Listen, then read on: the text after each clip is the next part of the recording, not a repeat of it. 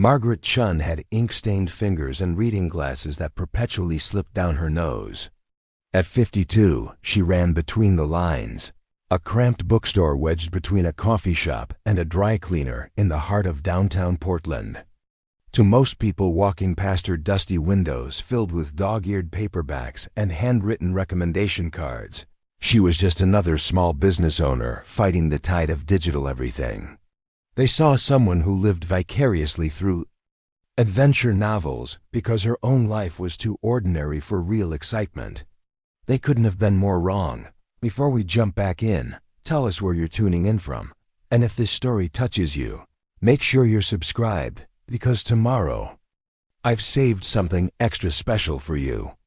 What nobody knew about Margaret Chen was that before she became the quiet woman who could recommend the perfect mystery novel for a rainy afternoon, she had been Captain Chen of the United States Air Force. For 12 years, she had piloted everything, from cargo planes to fighter jets, earning commendations for her precision under pressure and her ability to navigate through conditions that would ground other pilots. She had flown humanitarian missions into war zones, delivered supplies to remote outposts, and once landed a damaged aircraft with 37 souls on board when both engines failed over the Pacific Ocean. But that was before the incident that changed everything. Before she traded her flight suit for cardigans and her cockpit for a cash register. Before she decided that the safest place for her was surrounded by stories about other people's adventures rather than living her own. Margaret had opened Between the Lines 7 years ago, with her military pension and a dream of creating a sanctuary for people who loved books as much as she did. She wanted to build something quiet and peaceful, a place where the most dangerous thing that could happen was a paper cut or running out of her famous homemade cookies that she baked for the weekly book club meetings. The bookstore became her refuge. Every morning, she would unlock the door at exactly 8 o'clock, flip the hand-painted sign from closed to open, and begin her ritual of straightening shelves, watering the plants that lined the windows, and brewing the first pot of coffee that would fuel her through the day. She knew every book in her store by location, every regular customer by name, and every story that had ever made her cry, laugh, or stay up until 3 in the morning turning pages. Her customers saw her as the woman who always had time to chat about the latest bestseller, who remembered that Mrs. Rodriguez preferred historical fiction set in Spain, and who kept a special section of large print books for the elderly gentleman who came in every Tuesday afternoon. They saw someone who lived a simple, predictable life surrounded by the adventures of fictional characters. Margaret had worked hard to cultivate this image. She dressed in muted colors, spoke in soft tones, and never mentioned her past. When customers occasionally noticed the way she unconsciously scanned the sky whenever planes flew overhead, or how she could identify aircraft by their engine sound alone, she would smile and change the subject to whatever book they were considering. Truth was that Margaret Chen missed flying every single day. She missed the feeling of controlling something powerful and complex, the satisfaction of navigating through turbulence and emerging into clear skies, the responsibility of carrying precious cargo safely to its destination. But she also remembered why she had walked away from all of that, and most days, she convinced herself that she was better off with her feet firmly planted on the ground. Her little bookstore sat in the shadow of Portland International Airport, and several times a day, commercial jets would pass overhead on their approach to the runway. Margaret had chosen this location deliberately, though she told herself it was because the rent was affordable and the foot traffic was decent. Deep down, she knew she needed to stay close to the sky, even if she never intended to return to it. Neighborhood around Between the Lines was a mix of small businesses, aging apartment buildings, and young families who had been priced out of the trendier parts of the city. Margaret knew most of the other business owners by name. There was Carlos, who ran the coffee shop next door, the Kim family, who had operated the dry cleaner for 15 years, and Janet, who owned the flower shop across the street. They all considered Margaret, a reliable, if unremarkable, member of their small business community. What they didn't know was that Margaret still maintained her pilot's license, renewed every 2 years like clockwork. She told herself it was just a habit, a piece of her identity she wasn't quite ready to abandon completely. Once a month, she would drive to a small airfield 30 miles outside the city and rent a single-engine Cessna for an hour of pattern work, keeping her skills sharp for reasons she couldn't fully explain. During these monthly flights, Margaret would feel a familiar peace settle over her as she ran through pre-flight checks, taxied to the runway, and pulled back on the yoke to lift off into the Oregon sky. For 60 minutes, she would remember who she used to be, confident, skilled, and unafraid of taking on challenges that seemed impossible to others. But as soon as she touched down and shut off the engine, she would lock that part of herself away again and return to being the quiet bookstore owner who preferred stories to reality. The bookstore was more than just a business to Margaret. It was a carefully constructed barrier between her past and her present, between the person she had been and the person she had chosen to become. Every book on her shelves represented a different kind of adventure, a different way of experiencing excitement and danger without actually putting herself or anyone else at risk. She had convinced herself that reading about heroes was enough, that she didn't need to be one anymore. But on a Tuesday morning in late September, when her phone buzzed with a text that would change everything, Margaret Chen was about to discover that some parts of ourselves can never truly be left behind. Some skills, once learned, become part of who we are at such a fundamental level that when lives depend on them, they call us back no matter how far we've tried to run. The comfortable, predictable world that Margaret had built for herself was about to collide with a reality that would demand everything she had once been, and more than she ever thought she could be again. The first sign that Margaret's carefully constructed quiet life was about to be shattered came on a Tuesday morning in late September. She was arranging a display of autumn-themed books when her phone buzzed with a text from her brother David in Seattle. "Turn on the news. There's been an accident." Margaret's hands trembled slightly as she reached for the remote control of the small television she kept behind the counter for slow afternoons. The local news was broadcasting live from Mount Hood, where a search and rescue operation was underway. A family of 4 two-parents and their twin 8-year-old daughters had been hiking when an unexpected early snowstorm struck the mountain. They had been missing for 18 hours. The reporter, a young woman with wind-whipped hair and a serious expression, was explaining the situation to viewers. The Chen family from Portland was last seen yesterday afternoon at the Timberline Lodge before setting out on what was supposed to be a day hike to Mirror Lake. When they failed to return by evening, concerned lodge staff contacted authorities. The storm that moved in overnight has created dangerous conditions with zero visibility, making both ground and air rescue operations extremely difficult. Margaret's heart skipped a beat when she heard the name Chen family. She leaned closer to the screen, studying the photos of the missing hikers that appeared on the broadcast. The parents, Michael and Lisa Chen, looked to be in their early 30s, both wearing the kind of outdoor gear that suggested they were experienced hikers. But it was the photos of the twin girls that made Margaret's breath catch in her throat. Emma and Sophie Chen, both 8 years old, had identical gap-toothed smiles and pigtails tied with bright purple ribbons. They were holding hands in the photo, wearing matching pink hiking boots and backpacks decorated with unicorn patches. Margaret stared at their faces and felt something she hadn't experienced in years: the urgent, overwhelming need to act. The news report continued with increasingly grim details. The temperature on Mount Hood had dropped to 15 degrees below zero overnight, with wind gusts reaching 60 miles per hour. The storm had dumped nearly 2 feet of snow in a matter of hours, and weather forecasters were predicting that conditions would only worsen throughout the day. Search and rescue teams had been dispatched from multiple agencies, but they were facing unprecedented challenges. Ground teams couldn't navigate the treacherous terrain in the whiteout conditions, and helicopter pilots were refusing to fly because of the extreme weather. The news anchor interviewed Captain Rodriguez of the Clackamas County Search and Rescue Team, who looked exhausted and frustrated. "We've got some of the best mountain rescue specialists in the Pacific Northwest working on this," Captain Rodriguez said, his voice tight with controlled emotion. "But the reality is that these conditions are beyond what we can safely operate in. We're dealing with hurricane-force winds, zero visibility, and temperatures that are life-threatening, even for trained professionals in full gear. We're not giving up, but we need the weather to improve before we can launch a full-scale operation."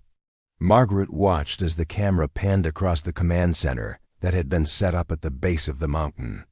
She could see the frustrated faces of search and rescue personnel, the worried expressions of volunteers who had come to help, and the anguish of family members who were gathered around police officers receiving updates.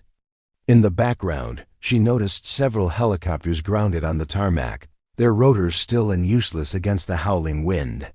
"The problem," the reporter continued, "is that time is running out. Survival experts say that in these conditions, without proper shelter, hypothermia can set in within hours. The Chen family has now been missing for over 18 hours, and with each passing hour, their chances of survival decrease significantly." Margaret turned off the television and stood in the silence of her bookstore, surrounded by thousands of stories about heroes who rose to meet impossible challenges. She thought about Emma and Sophie Chen, two little girls who were probably scared and cold, holding on to each other somewhere on that mountain, while adults with all the right training and equipment declared the situation too dangerous to attempt a rescue. For the first time in 7 years, Margaret Chen felt the familiar stirring of something she had tried to bury, the absolute certainty that she could do something others couldn't. She knew aircraft, she knew weather, and she knew how to fly in conditions that would ground other pilots. More importantly, she knew that sometimes the difference between life and death came down to one person willing to take calculated risks that others deemed too dangerous. But she also knew why she had walked away from all of that. The memories she had spent years trying to suppress began to surface like items floating to the top of dark water. She remembered another rescue mission, another family in danger, another moment when she had been so sure she could save everyone.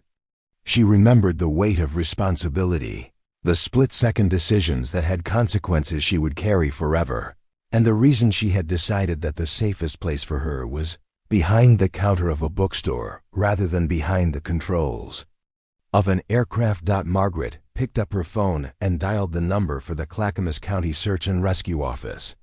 When a tired-sounding dispatcher answered, she heard herself saying, "This is Margaret Chen. I'm a licensed pilot, and I'd like to volunteer for the search operation on Mount Hood." "Ma'am, I appreciate the offer, but we're not conducting any air operations at this time due to weather conditions. All aircraft are grounded until the storm passes." "I understand that," Margaret said, her voice steady despite the racing of her heart. "But I have experience flying in extreme weather conditions. I think I might be able to help." There was a pause on the other end of the line. "Ma'am, with all due respect, we have experienced helicopter pilots here who are refusing to fly in these conditions, unless you have specialized training in mountain rescue operations." "I'm a former Air Force pilot," Margaret interrupted. "I've flown rescue missions in Afghanistan, delivered supplies during Hurricane Katrina, and I once landed a damaged aircraft in a blizzard over Alaska. I maintain my license, and I'm instrument rated for all weather conditions." The dispatcher's tone changed slightly. "Can you hold for a moment, ma'am?" Margaret found herself holding the phone with one hand while the other traced the spine of a book about Amelia Earhart that sat on the counter. She thought about the inscription she had written in her pilot's logbook after her last military mission. "Some stories are too important to remain unfinished." The silence stretched on as Margaret waited for the dispatcher to return.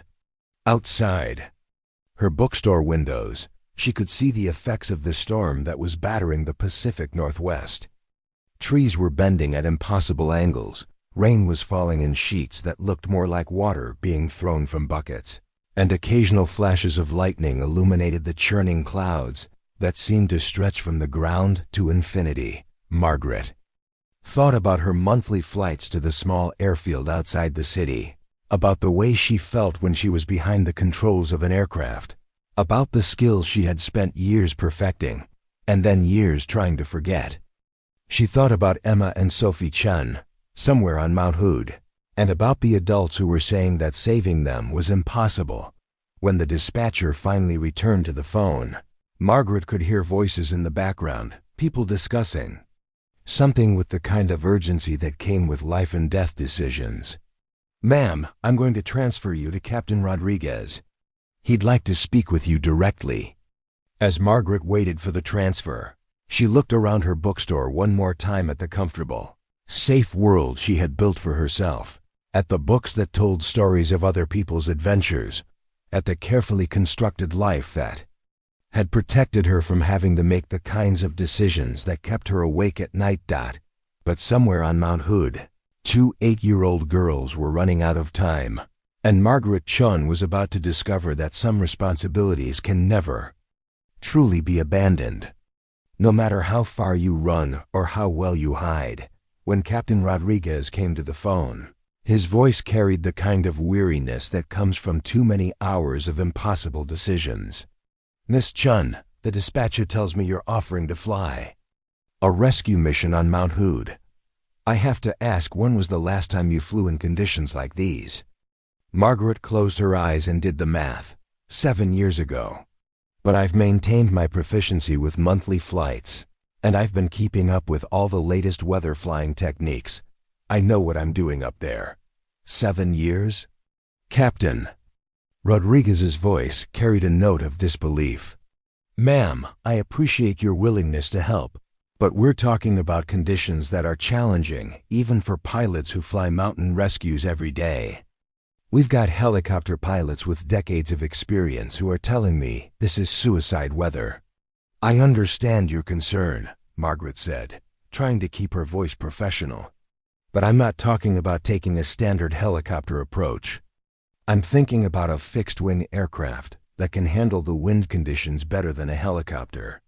I know you're focused on rotorcraft because of their maneuverability, but in these winds, a small plane might actually be safer." There was a long pause. Margaret could hear voices in the background, people discussing logistics and weather updates.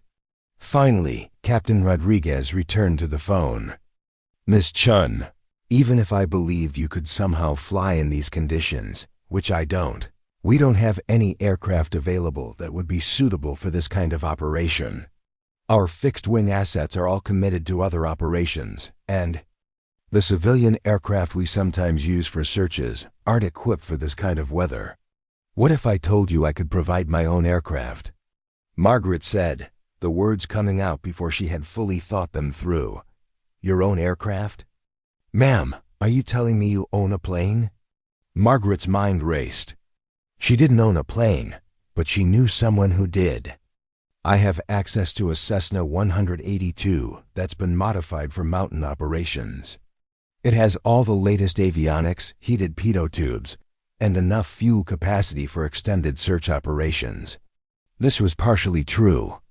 Margaret's monthly flights were usually in a Cessna 182 owned by Tom Bradley, a retired airline pilot who ran a small charter operation out of Hillsborough Airport. The plane was indeed equipped for mountain flying, and Tom had often joked that Margaret was welcome to borrow it any time she wanted to get back in the game. She had always laughed off his offers, but now she found herself wondering if he had been serious. "Ms. Chen," Captain Rodriguez said, his voice taking on a more patient tone, "I can hear that you genuinely want to help, and I respect your military service. But you have to understand that we're dealing with winds gusting to 70 miles per hour, zero visibility, and terrain that's challenging even in good weather. We've got people's lives at stake here, including the lives of any rescue personnel." We send up that mountain. I understand that, Margaret said, feeling the familiar frustration building in her chest. But you also have 2 8-year-old girls who are going to die if someone doesn't do something. I'm not some weekend pilot looking for adventure. I'm a professional who has flown in worse conditions than this. Worse conditions? Ma'am, I don't think you understand what we're dealing with here. Margaret felt something snap inside her. I understand exactly what we're dealing with. I've flown supply drops into forward operating bases in Afghanistan during sandstorms that you couldn't see your hand in front of your face. I've delivered medical supplies to hurricane victims when commercial pilots wouldn't leave the ground. I've landed aircraft with engine failures, hydraulic failures, and electrical failures. I've flown through turbulence that would make your experienced helicopter pilots lose their lunch. That's all very impressive, Captain Rodriguez said, his voice becoming more formal. But civilian search and rescue operations are different from military missions. We have protocols, insurance requirements, and liability issues that we have to consider. Protocols? Margaret's voice rose slightly. There are 2 children dying on that mountain right now, and you're worried about protocols? Miss Chen, I think you need to calm down and think about what you're saying. We have professional rescue teams with specialized equipment and training. What we don't need is a civilian pilot who hasn't flown a rescue mission in 7 years taking unnecessary risks and potentially making the situation worse. Margaret felt the words hit her like a physical blow. She looked around her bookstore at the comfortable, safe world she had built for herself, and realized that to everyone else, that's exactly what she was, a civilian who read about adventures instead of living them. I'm sorry I bothered you, she said quietly. I thought maybe I could help. I understand, and I do appreciate the offer.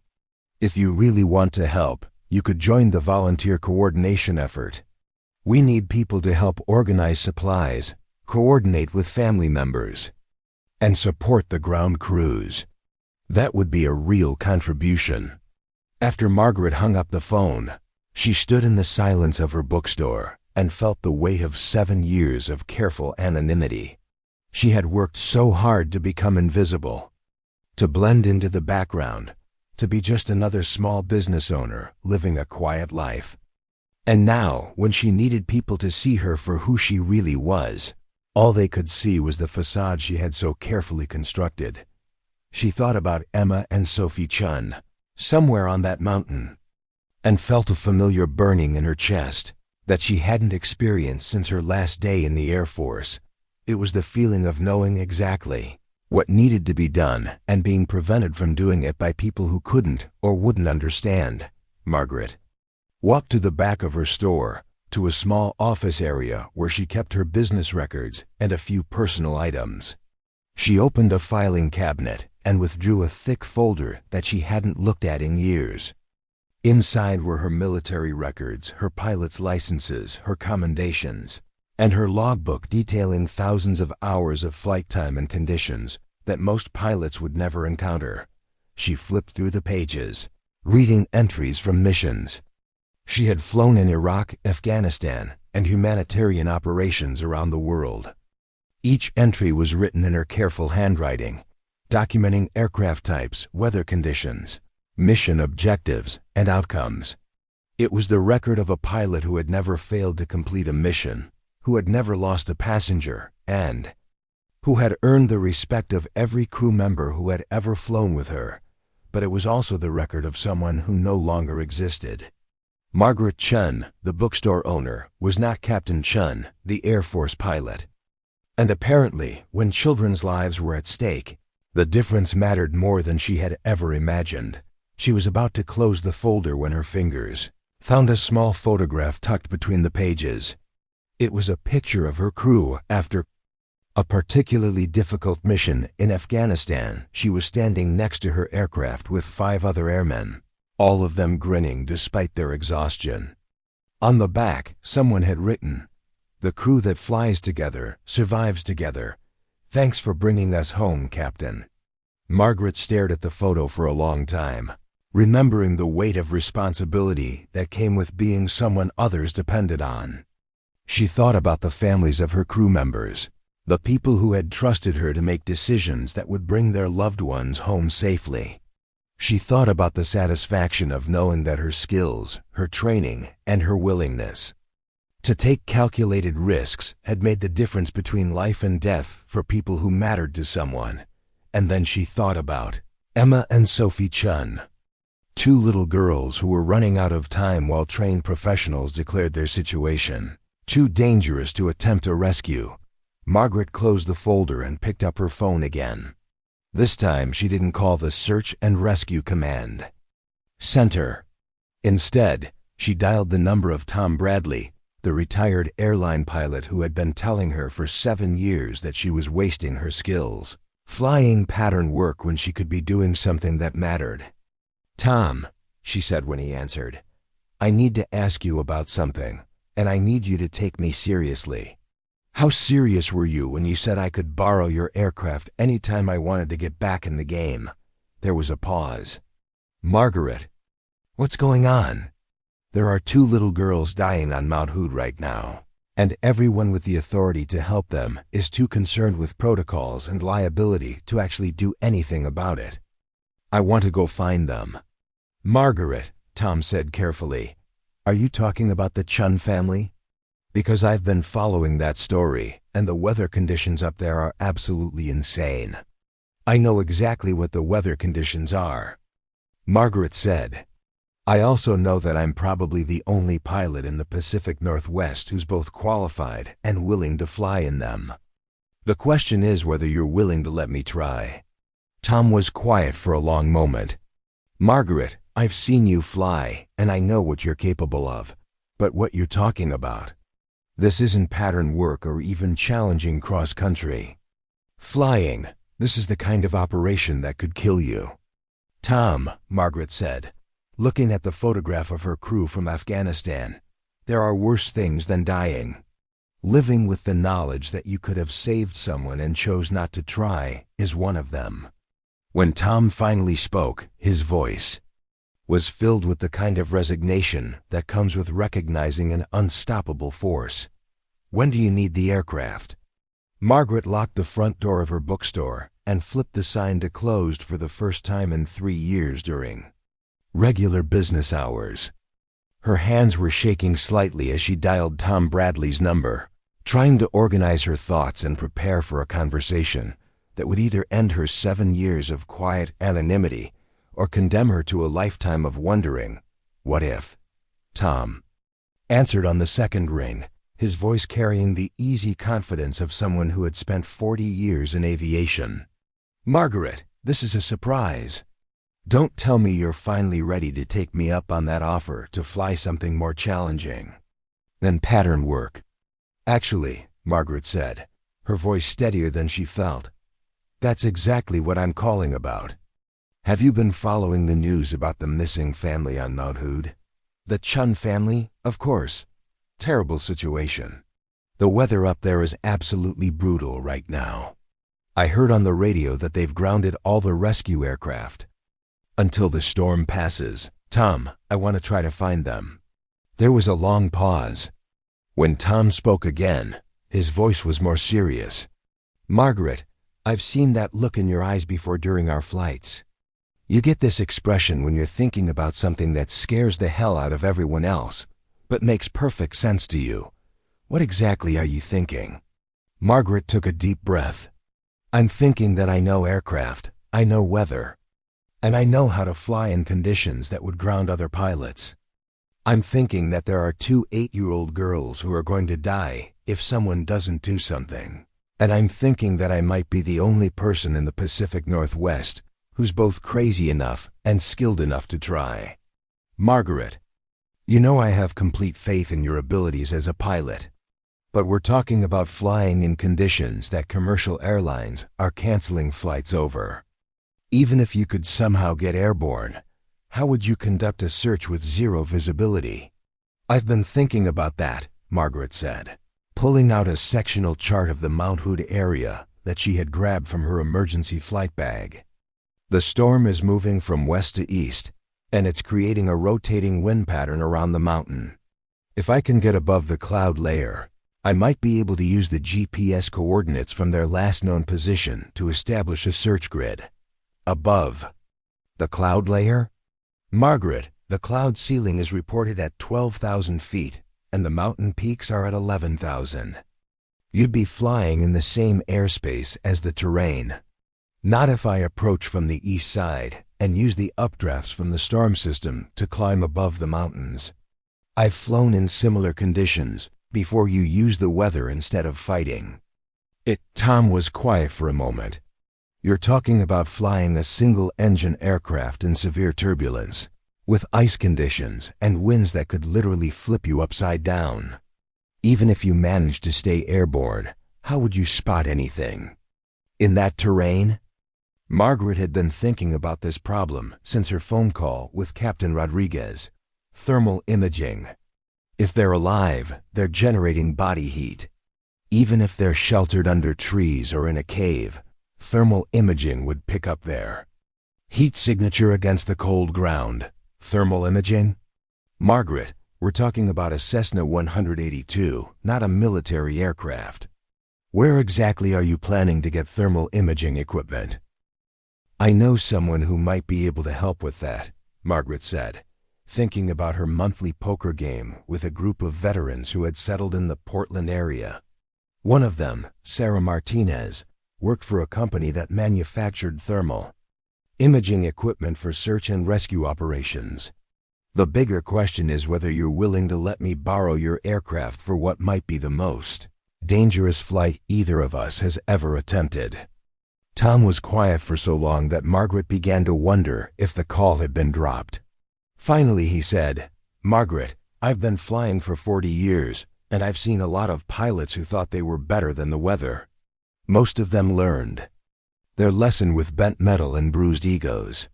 A few of them didn't live to learn anything.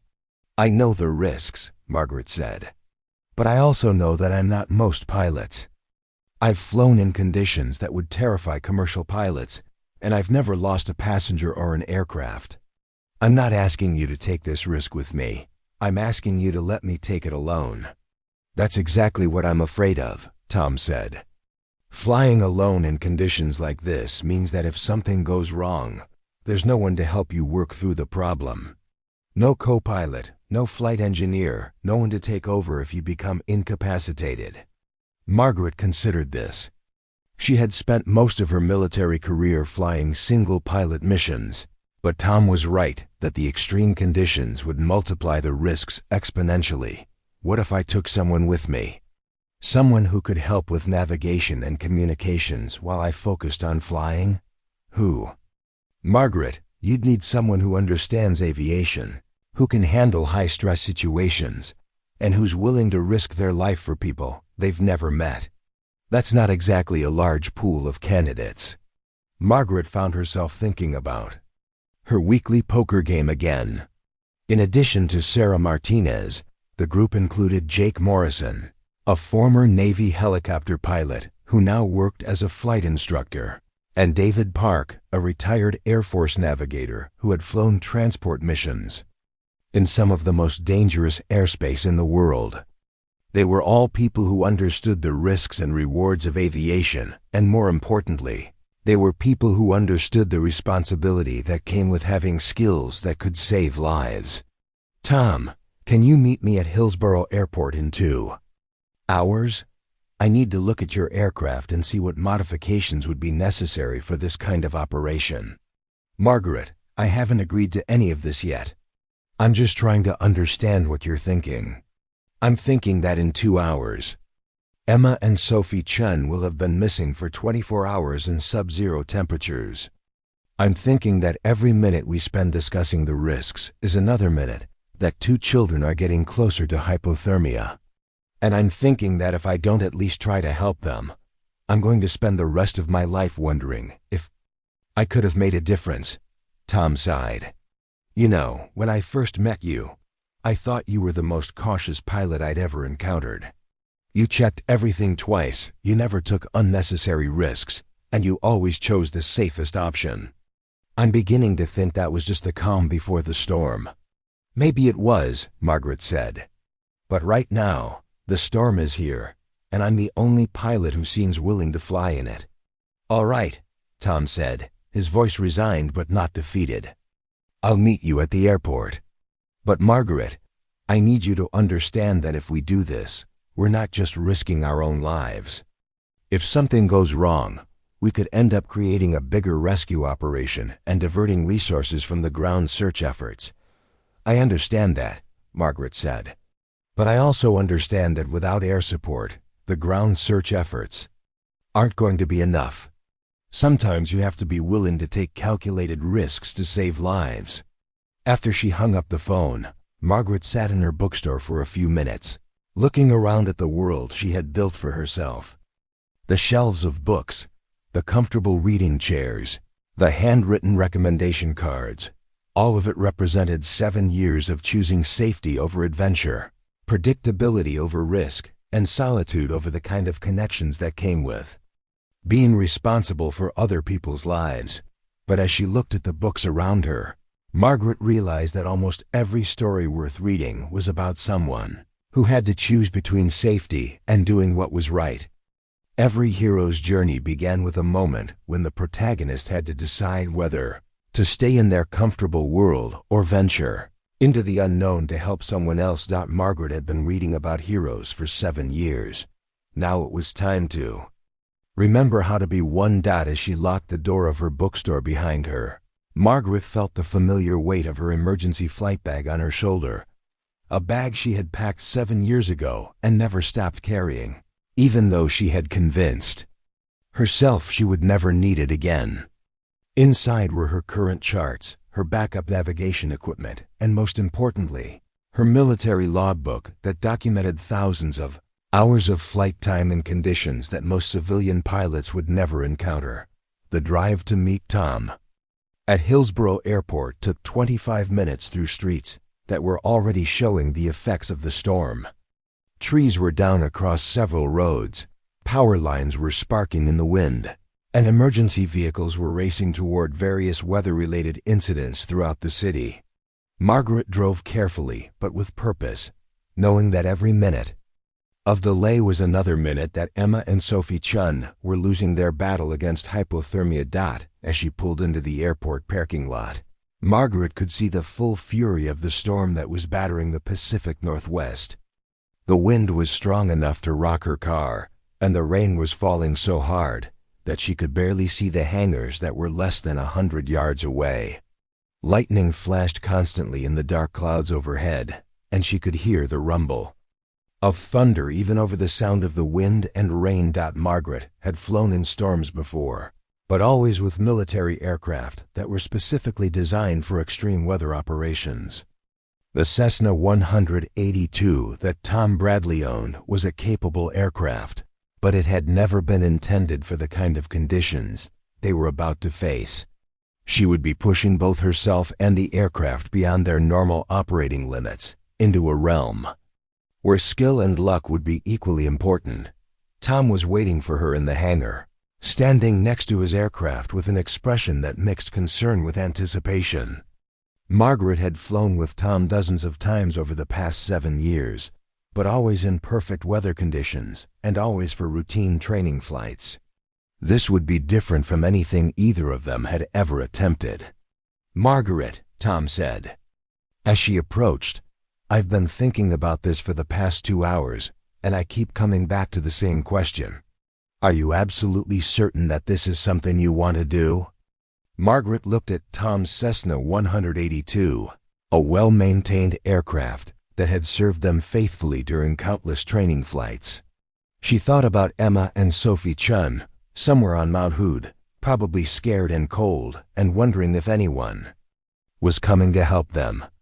She thought about the search and rescue professionals who had declared the situation too dangerous to attempt, and she thought about the responsibility that came with having skills that could save lives.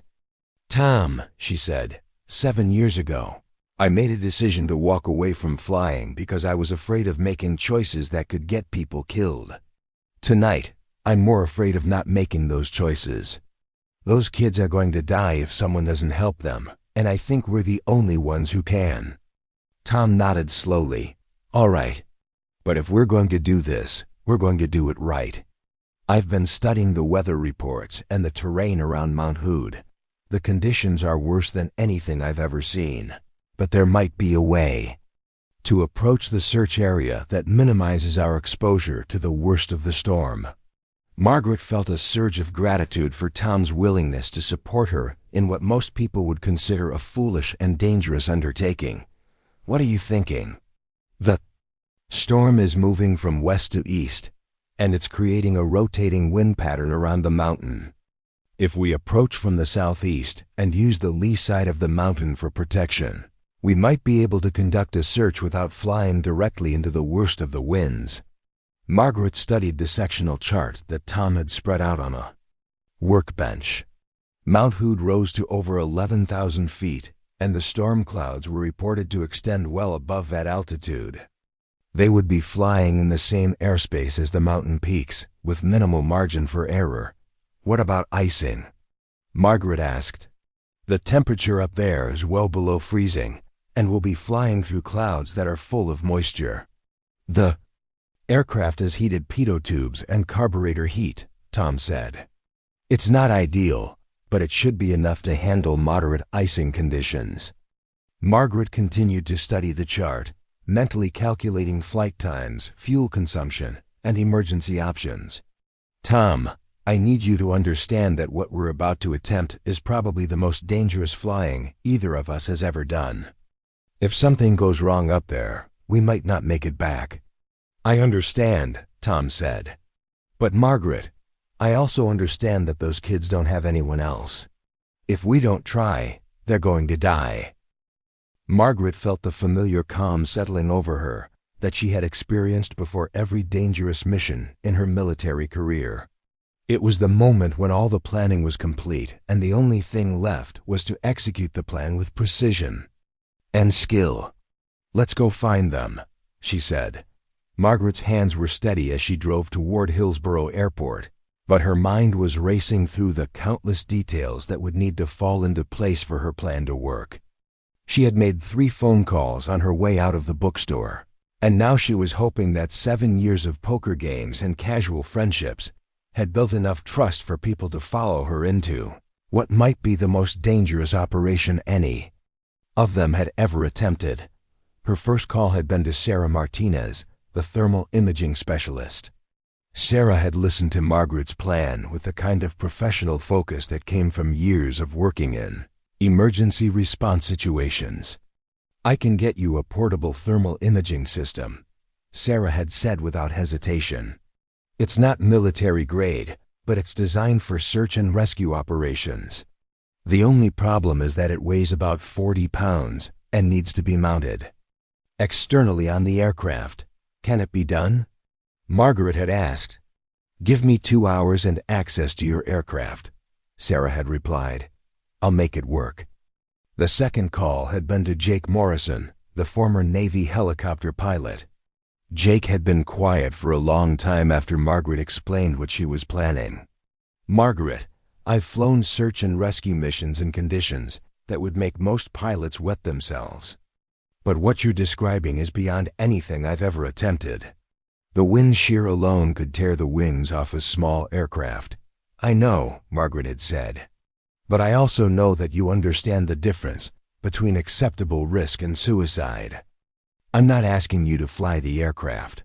I'm asking you to help me navigate and communicate while I focus on keeping us in the air." Jake had been quiet for another long moment. "You know, the Navy taught me that sometimes the most dangerous thing you can do is nothing. When do you need me at the airport?" The third call had been to David Park, the retired Air Force navigator. David had listened to Margaret's plan with the analytical precision that had made him one of the most respected navigators in the Air Force. "The GPS coordinates from their last known position give us a starting point, but in a storm like this, they could have traveled several miles in any direction.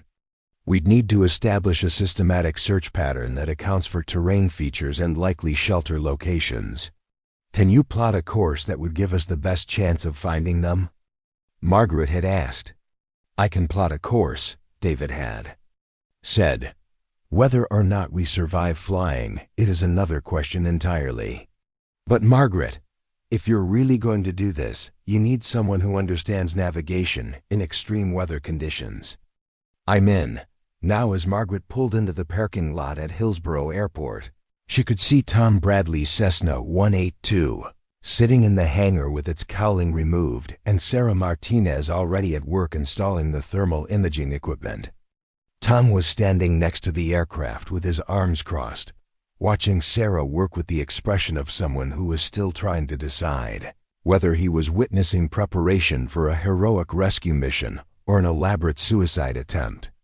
Margaret, Tom said as she approached, I've been thinking about this for the past 2 hours, and I keep coming back to the same conclusion. What you're planning is either the most courageous thing I've ever been associated with, or the most foolhardy. Maybe both, Margaret said, examining the thermal imaging equipment that Sarah was mounting to the aircraft's belly. The important thing is that it might work. Sarah looked up from her work, her face streaked with grease, and her expression focused. The thermal imaging system is designed to operate in temperatures down to -40 degrees Fahrenheit. It has a range of about 5 miles in clear conditions, but with the storm conditions, you're probably looking at a range of about 2 miles. The display will mount in the cockpit, and you'll be able to switch between thermal and regular imaging modes. How long will the batteries last? Margaret asked. About 4 hours of continuous operation, Sarah said. But Margaret, you need to understand that this equipment is designed for use in helicopters flying at low speeds.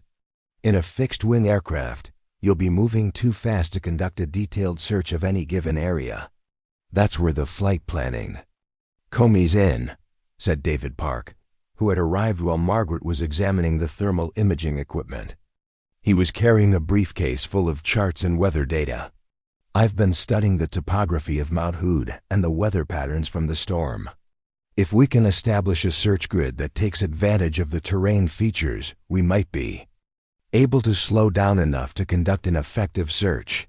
Jake Morrison walked into the hangar carrying a flight bag and wearing the kind of serious expression that Margaret remembered from her military days.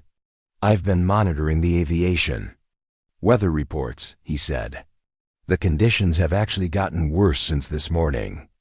We're looking at winds gusting to 80 miles per hour, visibility less than a quarter mile, and icing conditions from the surface to 15,000 feet. In other words, Tom said, conditions that would ground every other pilot in the Pacific Northwest. Not every pilot, Margaret said, pulling on her flight jacket. Just the ones who aren't desperate enough to try. For the next hour, the team worked together to prepare the aircraft for what might be the most challenging flight any of them had ever attempted. Sarah finished installing the thermal imaging equipment and conducted a series of tests to ensure that it would function properly in the extreme conditions.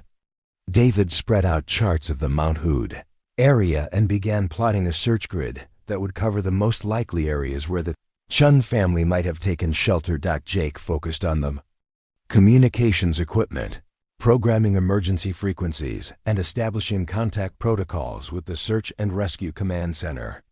They're not going to be happy when they find out what we're doing, he said. But once we're airborne, they'll have to work with us rather than against us. Tom spent his time conducting a thorough pre-flight inspection of the aircraft, checking every system and component that might be affected by the severe weather conditions. The aircraft is as ready as it's going to be, he said finally. The question is whether we are. Margaret stood in the hangar, looking at the aircraft that would either carry them to a successful rescue or become their tomb, and felt a familiar sense of calm settle over her. It was the same feeling she had experienced before every dangerous mission in her military career. The moment when all the planning was complete and the only thing left was to execute the plan with precision and courage. Before we go, she said to the assembled team, I need everyone to understand that what we're about to attempt has never been tried before in these conditions. The risks are real, and the chances of success are uncertain. If anyone wants to walk away now, I won't think any less of them. Sarah Martinez was the first to speak. Those little girls don't have anyone else. If we don't try, they're going to die, David Park nodded. I've spent 40 years in aviation, and I've never backed down from a mission that might save lives. I'm not starting now. Jake Morrison checked his watch. Every minute we spend talking is another minute that family is in danger. Let's go find them. Tom Bradley looked at his aircraft, then at Margaret. You know, when I bought this plane, I told myself it was for peaceful flights and quiet adventures. I never imagined I'd be lending it for a rescue mission in the worst weather Oregon has seen in decades. Are you having second thoughts? Margaret asked. Tom smiled for the first time all day. Hell no. This is exactly the kind of adventure I bought the plane for. I just never had the courage to admit it. As the team made their final preparations, Margaret felt the familiar weight of responsibility settling on her shoulders. She thought about Emma and Sophie Chen, two 8-year-old girls who were depending on people they had never met to bring them home safely. She thought about the search and rescue professionals who had declared the situation too dangerous to attempt, and she wondered if they were right. But mostly, she thought about the oath she had taken as a military pilot to never leave anyone behind, and the promise she had made to herself 7 years ago to never again put herself in a position where other people's lives depended on her decisions. Some promises, Margaret realized, were meant to be broken. The pre-flight inspection took longer than usual because of the modifications Sarah had made to accommodate the thermal imaging equipment. Margaret checked every control surface, every instrument, and every system that might be affected by the extreme weather conditions they were about to face. The aircraft that had served as her peaceful refuge for monthly training flights was about to be pushed beyond anything it had been designed to handle. Systems check complete, Margaret announced as the team strapped themselves into the aircraft. Sarah, thermal imaging? System is active and calibrated, Sarah reported from the back seat. I'm getting clear readings from heat sources around the airport. David, navigation? GPS is locked on, backup navigation systems are ready, and I've plotted our search grid into the flight management system, David said. Jake, communications? Emergency frequencies are programmed and ready. I've also got the search and rescue command frequency in case we need to coordinate with ground teams, Jake said from the right seat. Margaret started the engine and felt the familiar vibration of the aircraft coming to life. The sound of the engine was different, somehow more serious, more purposeful, as if the aircraft understood the importance of the mission they were about to undertake. Tower, this is Cessna 427 Alpha Charlie requesting taxi clearance for departure, Margaret said into her headset. 4-2-7 Alpha Charlie. Tower, be advised that we have severe weather warnings in effect for the entire region. Current conditions include winds gusting to 85 miles per hour and severe turbulence reported at all altitudes. Are you certain you want to proceed? Margaret looked at her crew, all of whom gave her firm nods of confirmation. Tower, we're conducting a search and rescue operation.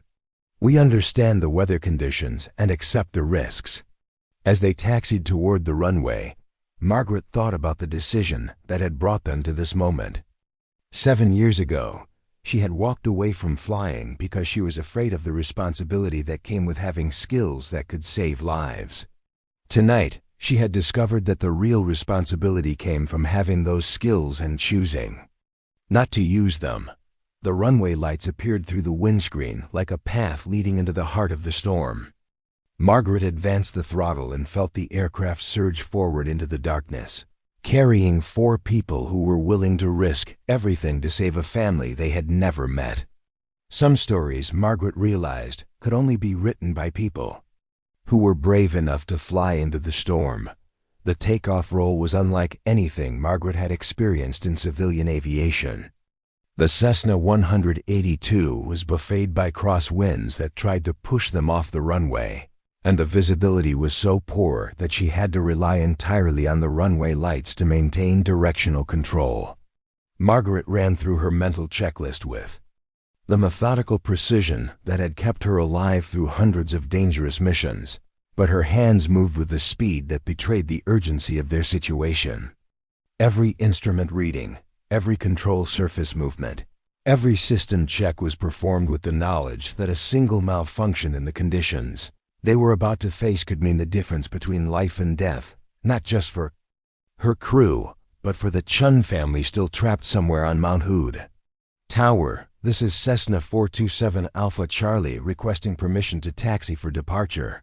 Margaret said into her headset, her voice steady despite the adrenaline coursing through her system. 427 Alpha Charlie Tower. Be advised that we have weather warnings in effect for the entire region. Current conditions include winds gusting to 85 miles per hour, visibility less than a quarter mile, and severe turbulence reported at all altitudes. Are you certain you want to proceed with departure? Margaret exchanged glances with Jake Morrison, who was seated in the right-hand seat, monitoring the navigation instruments. Behind them, David Park was studying the thermal imaging display while Sarah Martinez made final adjustments to the search equipment. All three of her crew members gave her firm nods of confirmation. Tower, we're conducting a search and rescue operation for the missing Chen family on Mount Hood. We understand the weather conditions and accept the risks. Requesting permission to taxi. There was a long pause from the tower. When the controller came back on the radio, his voice carried a note of concern that was unusual for normally professional air traffic communications. 427 Alpha Charlie.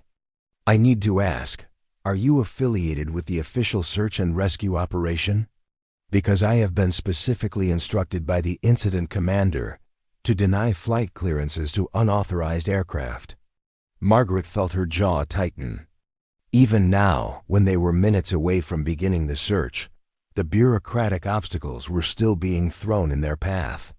Tower, we are not affiliated with the official search and rescue operation. We are conducting an independent search under emergency authority. 427 Alpha Charlie. I'm going to need you to contact the Search and Rescue Command Center before I can authorize your departure. Please hold position. Margaret looked at Jake, who was shaking his head with frustration. If we wait for official authorization, those kids are going to die while we're filling out paperwork, he said through the aircraft's intercom system. Tower, Margaret said, her voice taking on the tone of command that she had used as a military pilot. We are departing under emergency authority to render assistance to persons in distress. We will monitor emergency frequencies and coordinate with search and rescue assets as appropriate. 4-2-7 Alpha Charlie is taxiing for departure. 427 Alpha Charlie, you are not authorized to depart. Return to the ramp immediately. Margaret released the brakes and began taxiing toward the runway. Tower, 427 Alpha Charlie is experiencing radio difficulties. We are proceeding with emergency departure. She switched off the tower frequency and tuned to the emergency channel that Jake had programmed into the radio. This is probably going to get us in trouble with the FAA, she said to her crew.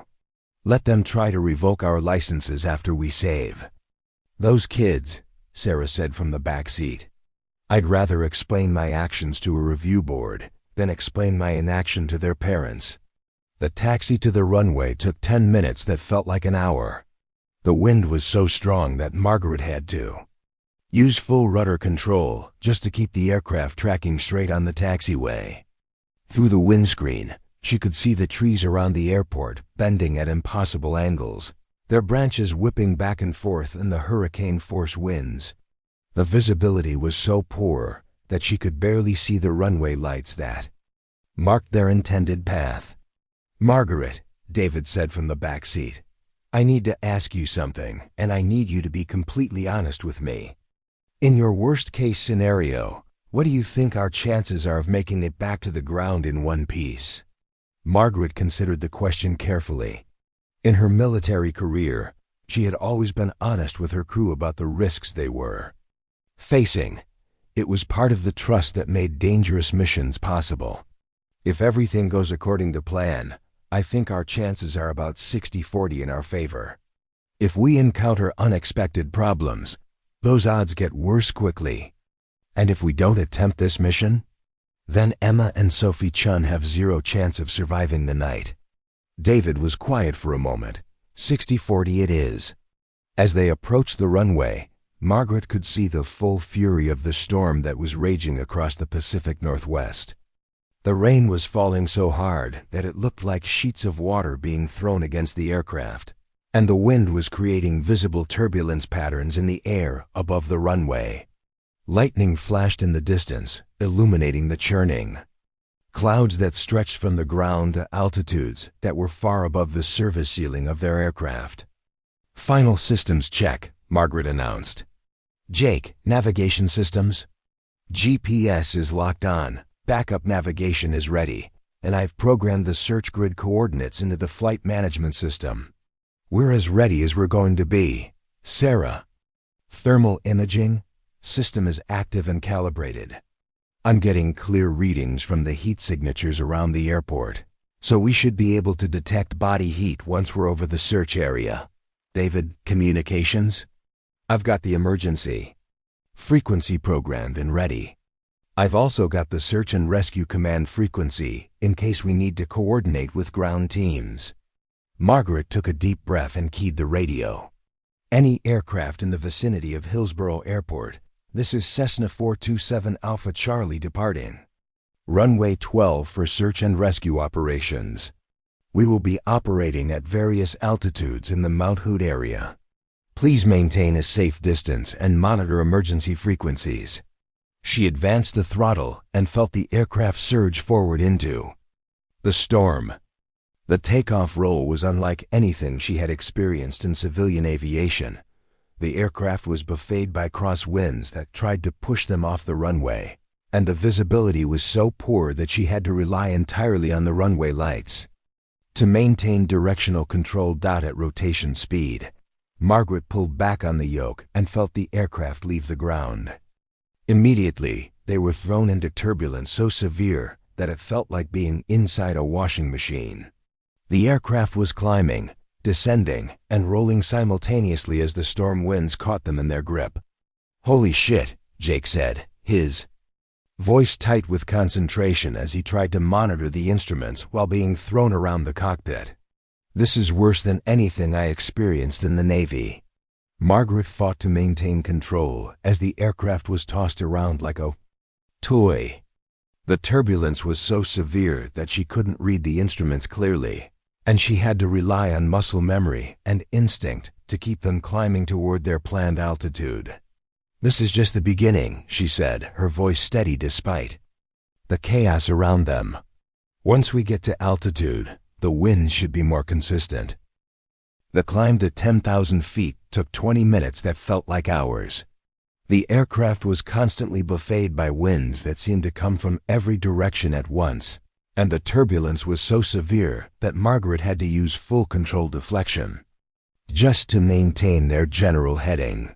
Ice began forming on the windscreen as they climbed through the freezing level, and the engine began to run rough as ice accumulated on the air intake. "Engine temperatures are rising," Jake reported, his voice calm despite the violence of their flight. "We're starting to get carburetor ice." Margaret applied carburetor heat and felt the engine smooth out slightly. "Ice is going to be a constant problem. We need to monitor the engine parameters constantly and be ready to descend if we start losing power." At 10,000 feet they broke through the lower layer of clouds and emerged into a world that looked like something from another planet. Above them, the storm clouds rose to altitudes that disappeared into the darkness of the night sky. Lightning flashed constantly within the cloud formations, creating a strobe light effect that made it difficult to maintain visual references. The wind was still incredibly strong, but it was more consistent, allowing Margaret to establish a steady course toward Mount Hood. "There," David said. pointing through the windscreen toward a massive dark shape that loomed ahead of them. "That's our target." Mount Hood rose from the storm like a sleeping giant, its peaks disappearing into the clouds that swirled around its summit. The mountain looked different from the air during the storm, more menacing, more hostile, and infinitely more dangerous than the postcards and tourism brochures had ever suggested. "Sarah, are you getting any thermal readings yet?" Margaret asked. "I'm picking up some heat signatures, but they're all consistent with wildlife. Deer, elk, maybe some smaller animals. Nothing that looks like human beings." Margaret began a systematic search pattern, flying a series of parallel courses across the areas where the Chen family was most likely to have taken shelter. The thermal imaging equipment swept the ground below them, looking for the telltale heat signatures that would indicate human presence in the frozen wilderness. For the first hour of the search, they found nothing. The storm made visual navigation nearly impossible, and they had to rely entirely on GPS coordinates and the thermal imaging system to guide their search. The turbulence was relentless, making it difficult to maintain steady flight and nearly impossible to conduct a thorough search of any given area. "We need to expand the search grid," David said, studying the charts spread across his lap. "They could have traveled further from their last known position than we initially calculated." Margaret was beginning to feel the strain of fighting the aircraft's controls for over an hour. The turbulence was so severe that she had to use constant, full-scale control inputs just to maintain their altitude and heading. Her arms were beginning to ache, and she could feel sweat beading on her forehead, despite the cold temperatures in the cockpit. "There," Sarah said suddenly, her voice cutting through the noise of the storm. "I'm getting a thermal reading at 2 o'clock, about 3 miles ahead. It's too large to be wildlife, and it's in a location that would provide natural shelter."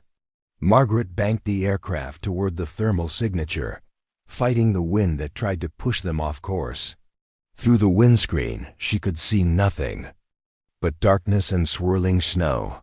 But the thermal imaging system was showing a clear heat signature nestled against what appeared to be a rocky outcropping. "That's them," she said, her voice carrying a note of excitement for the first time since they had taken off. "That has to be them." The thermal imaging screen showed 4 distinct heat signatures clustered together against what appeared to be a natural rock shelter. Margaret circled the area twice, fighting the turbulent winds to maintain a steady flight path while Sarah worked to get a clearer reading from the thermal equipment. "I'm showing 4 individuals," Sarah reported, her voice tense with concentration. "They appear to be in a depression or cave formation on the eastern face of the ridge. The heat signatures are consistent with human body temperature, but they're weaker than I would expect." "Weaker?" Jake asked, his hands steady on the navigation controls, despite the aircraft's constant bucking and rolling. "Either they're partially sheltered by the rock formation, or—" Sarah paused, not wanting to voice the alternative explanation that they were all thinking. "Or they're suffering from hypothermia," Margaret finished. "How long do we have before they lose enough body heat to be undetectable?" "At these temperatures, if they're already hypothermic, we might have an hour or 2 at most," Sarah said. "After that, their body temperature will drop below the threshold where the thermal imaging can distinguish them from the background." Margaret keyed the radio to the emergency frequency. "Search and Rescue Command. This is Cessna 427 Alpha Charlie. We have located 4 individuals matching the description of the Chen family at coordinates." She rattled off the GPS coordinates that David had calculated based on their current position. The response came back immediately, crackling with static from the storm interference. 427 Alpha Charlie, this is Search and Rescue Command. You are not authorized to be conducting search operations in this area. Identify yourself and your organization. Search and Rescue Command, we are conducting an independent search under emergency authority. We have positive identification of the missing Chen family and are transmitting their coordinates now. 427 Alpha Charlie, you need to clear the area immediately.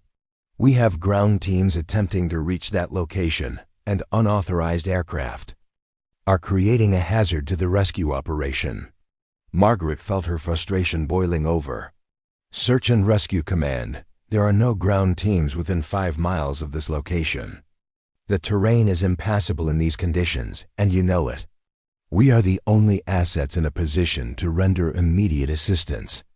4-2-7 Alpha Charlie, you will clear the area immediately, or we will have you arrested for interference with emergency operations. Margaret switched off the radio and looked at her crew. Thoughts? Those people are going to die if we don't do something right now, Jake said. I don't care what the bureaucrats on the ground have to say about it. The heat signatures are getting weaker, Sarah added. If we're going to help them, we need to do it in the next hour. David was studying the terrain charts with the focused intensity of someone trying to solve an impossible puzzle. Margaret, there's no way to land an aircraft anywhere near their location. The terrain is too steep, too rocky, and too covered with trees. Even if we could somehow get down, we'd never be able to take off again. Then we don't land, Margaret said. We drop supplies. Drop supplies? Jake looked at her skeptically. Margaret, we're not equipped for aerial supply drops. We don't have parachutes, we don't have drop containers, and we don't have any way to ensure that supplies reach them safely. Margaret was quiet for a moment, thinking through the options. She had conducted supply drops in her military career, but always with specialized equipment and trained personnel. What they were contemplating was improvised, dangerous, and had a high probability of failure. What if we don't use parachutes? She said finally, what if we drop supplies that are designed to survive impact? Like what? Sarah asked. Survival blankets, chemical hand warmers, emergency food that doesn't require cooking. Things that are lightweight, durable, and immediately useful. We could put them in a duffel bag with some padding and drop them as close to their location as possible. That's assuming we can get close enough to their location to make an accurate drop, David said. The wind conditions are going to make it nearly impossible to predict where anything we drop will actually land. Margaret studied the terrain below them, trying to calculate wind drift and drop angles and conditions that would challenge even the most sophisticated military aircraft. We make multiple passes. We drop supplies on each pass and hope that at least one package lands close enough for them to reach. Where are we going to get survival supplies? Jake asked. It's not like we packed for a supply drop mission. Margaret keyed the radio to a different frequency. Hillsborough Airport, this is 427 Alpha Charlie. We need to coordinate an emergency supply drop for the Chen family. Can you contact the local outdoor gear stores and have them deliver emergency supplies to the airport? The response came back quickly. 427 Alpha Charlie, this is Hillsborough Airport Operations. We've been monitoring your transmissions. REI and several other outdoor gear stores have been following the news about the missing family. They're already putting together supply packages and can have them at the airport within 30 minutes. Margaret felt a surge of hope. Can you have them include signal flares?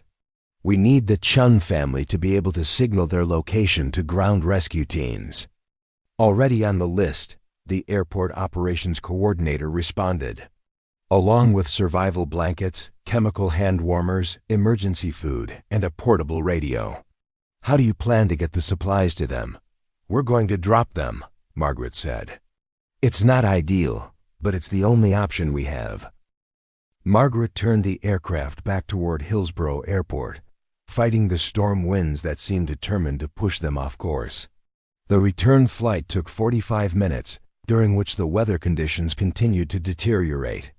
The turbulence was so severe that Sarah had to stop monitoring the thermal imaging equipment because she was becoming airsick, and even Jake, with his extensive experience in military aviation, was looking pale and strained. This is insane, Jake. said as they approached the airport. "We're going to kill ourselves trying to save people who might already be dead." "They're not dead," Margaret said firmly. The thermal imaging showed clear heat signatures. "They're alive, they're scared, and they're counting on us to help them." The landing at Hillsborough Airport was one of the most challenging approaches Margaret had ever attempted. The wind was gusting to nearly 90 miles per hour, and the visibility was so poor that she couldn't see the runway until they were less than a quarter mile from touchdown. The aircraft was thrown around like a toy during the approach, and Margaret had to use full control deflection just to maintain their alignment with the runway.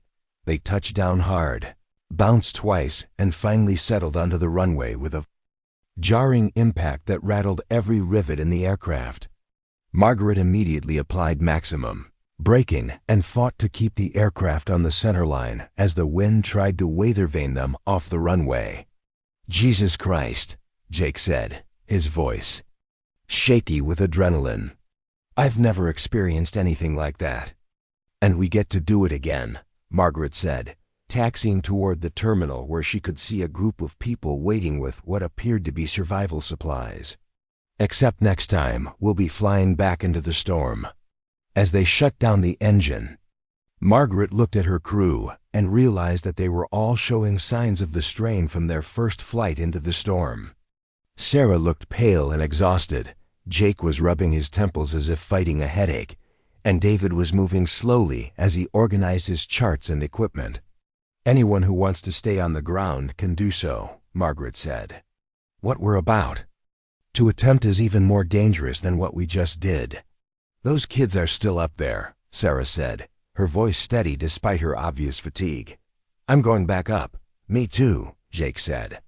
"But Margaret, I have to ask, do you really think we can pull this off?" Margaret looked out at the storm that was still raging across the Pacific Northwest, thought about the Chen family huddled together in a cave on Mount Hood, and felt the familiar weight of responsibility that came with being the only person willing to attempt the impossible. "I think we're about to find out," she said. The outdoor gear stores had outdone themselves. As Margaret and her crew approached the small group of volunteers gathered near the aircraft, she could see that they had assembled not just one survival package, but 4 separate bundles, each designed to survive impact and provide immediate aid to the Chen family.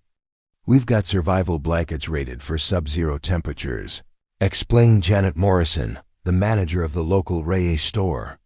"Chemical hand warmers that will provide heat for up to 12 hours, emergency food that doesn't require cooking or water, and most importantly, these." She held up a set of bright orange signal flares. "If they can light these, ground rescue teams will be able to see them from miles away." Each package was wrapped in a bright orange duffel bag that had been padded with foam and designed to survive a hard landing. The bags were small enough to fit through the aircraft's cargo door, but heavy enough to fall in a relatively predictable pattern despite the wind conditions.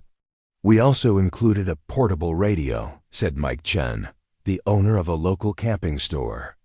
"It's preset to the emergency frequency, so if they can get it working, they'll be able to communicate directly with rescue teams." Margaret felt a surge of gratitude for the community of people who had come together to help save a family they had never met. "This is exactly what we need. Thank you." As the crew loaded the supply packages into the aircraft, Tom Bradley appeared at Margaret's elbow. "I've been monitoring the weather reports," he said quietly. "The storm is getting worse, not better. Winds are now gusting to over 90 miles per hour, and the visibility is down to less than 100 feet in some areas." "Are you trying to talk me out of this?" Margaret asked. "I'm trying to make sure you understand what you're getting into," Tom said. "Margaret, I've been flying for 40 years, and I've never seen conditions like this. What you're attempting is beyond dangerous. It's borderline suicidal." Margaret looked at the supply packages that were being loaded into her aircraft, thought about Emma and Sophie Chen somewhere on Mount Hood, and felt the familiar calm that came with accepting a mission that others considered impossible. "Tom, 7 years ago, I walked away from flying because I was afraid of making decisions that could get people killed. Tonight, I'm more afraid of not making those decisions. Those kids are going to die if someone doesn't help them, and we're the only ones who can." Tom was quiet for a moment. "You know, when I first met you, I thought you were running from something. I'm beginning to think you were just waiting for the right reason to stop running." The flight back to Mount Hood was even more challenging than their first trip. The storm had intensified, and the turbulence was so severe that Margaret had to strap herself tightly into her seat to maintain control of the aircraft. The supply packages in the cargo area shifted and rattled with each violent motion of the aircraft, and more than once, Margaret wondered if they would hold together long enough to reach their destination. "I'm losing the thermal imaging signal," Sarah reported, her voice tight with concern. "The heat signatures are much weaker than they were an hour ago." "How much weaker?" Margaret asked, though she wasn't sure she wanted to know the answer. "Weak. Enough that I'm having trouble distinguishing them from the background. If their body temperature drops much more, we won't be able to find them at all." Margaret pushed the throttle forward, coaxing more speed from the aircraft, despite the dangerous conditions. Every minute they spent in transit was another minute that the Chen family was losing the battle against hypothermia. When they reached the coordinates where they had located the family, Margaret began a series of low passes over the area, each one bringing them closer to the rocky outcropping where the thermal imaging had detected the heat signatures. The wind was so strong that she had to fight constantly to maintain their flight path, and the visibility was so poor that she couldn't see the ground until they were less than 500 feet above it. "I can see them," David said suddenly, pointing through the windscreen.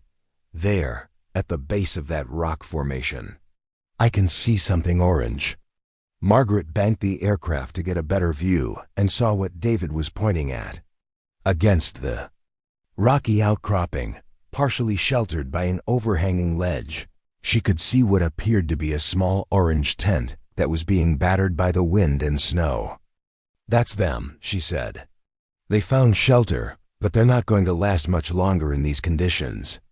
Margaret lined up for the first supply drop, trying to calculate wind drift and drop timing in conditions that made precision nearly impossible. The aircraft was being thrown around so violently that she couldn't maintain a steady course, and the wind was strong enough to blow a supply package hundreds of yards off target.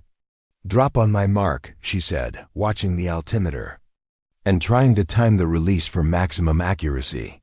3, 2.1, ... mark. Jake pushed the first supply package out of the cargo door, and they all watched as it tumbled through the air, spinning and twisting in the violent winds. The bright orange bag was visible for only a few seconds before it disappeared into the swirling snow and darkness.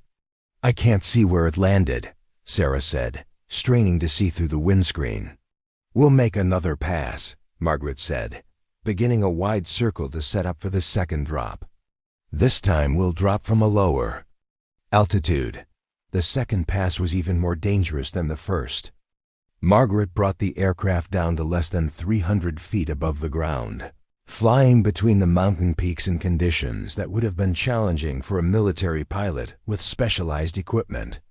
The wind shear was so severe that the aircraft was climbing and descending hundreds of feet per minute without any input from the controls. "Drop!"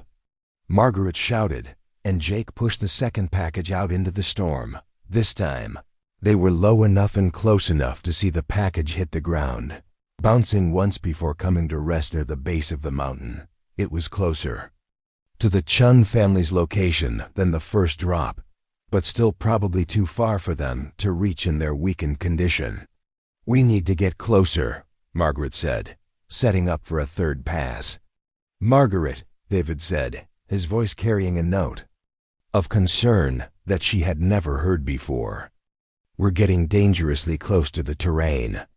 If we hit downdrafts or wind shear at this altitude, we won't have enough room to recover."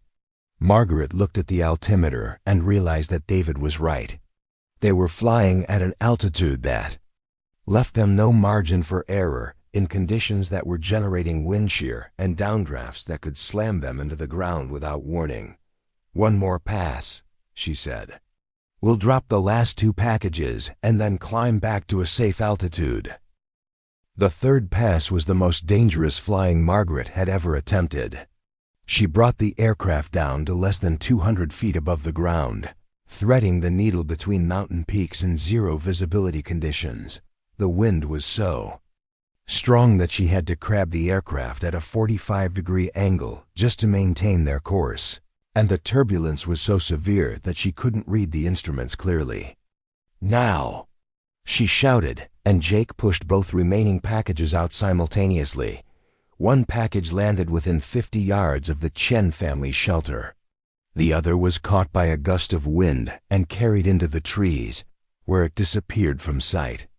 "I think we got one close enough," Sarah said, monitoring the thermal imaging equipment. "I'm seeing some movement from the heat signatures. They know we're here." Margaret climbed the aircraft back to a safer altitude, her hands shaking slightly from the adrenaline and physical strain of the low-level flying. She had just completed one of the most dangerous aerial maneuvers of her career, and she wasn't sure whether to feel proud or terrified. "Now what?" Jake asked. "Now we wait," Margaret said, circling the area at a safe altitude. "We wait and hope that the supplies we dropped give them enough warmth and energy to survive until ground rescue teams can reach them." As they circled overhead, Margaret thought about the Chen family huddled together in their makeshift shelter, probably wondering if the aircraft they had seen was real or just a hallucination brought on by hypothermia and exhaustion.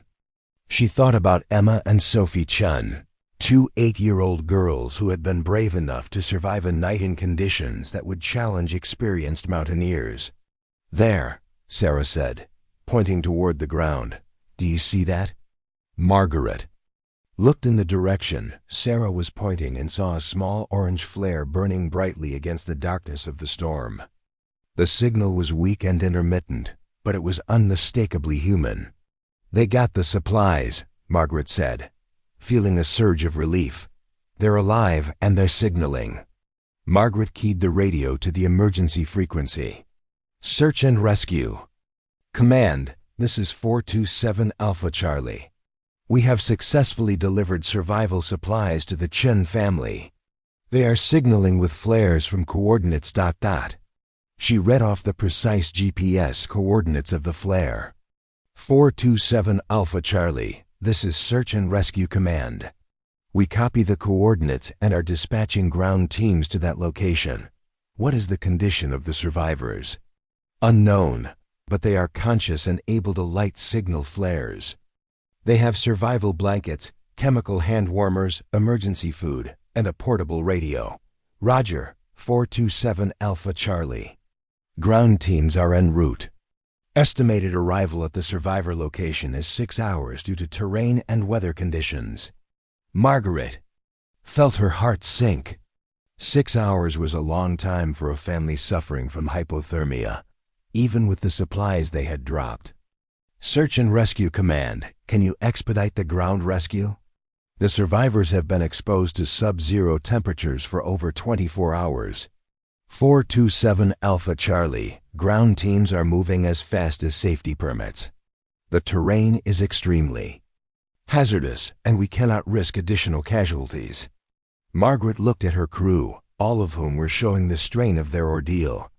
They had successfully located the Chen family and delivered supplies that might keep them alive for a few more hours, but the hardest part of the rescue was still ahead.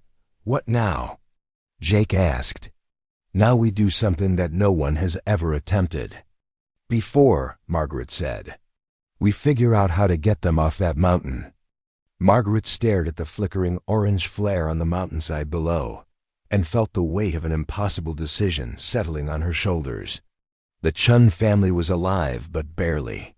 The supplies they had dropped might buy them a few more hours, but 6 hours was too long for people who had already been exposed to sub-zero temperatures for over 24 hours. "We need to get them off that mountain tonight," she said to her crew. Ground rescue teams aren't going to reach them in time. Margaret, David said carefully, there's no way to land an aircraft anywhere near their location. The terrain is impossible, and even if we could somehow get down, we'd never be able to take off again. Then we don't land, Margaret said, her mind racing through possibilities that ranged from difficult to insane. We extract them. Extract them how? Jake asked. We're not equipped for helicopter operations.